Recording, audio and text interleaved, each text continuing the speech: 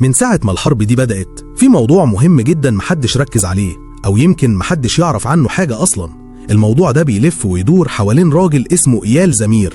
مين إيال زمير ده بقى يا سيدي؟ ده رئيس أركان الجيش الإسرائيلي الحالي. الغريبة إن اسمه ما بيتجابش خالص اليومين دول، خصوصا من ساعة ما الحرب دي قامت.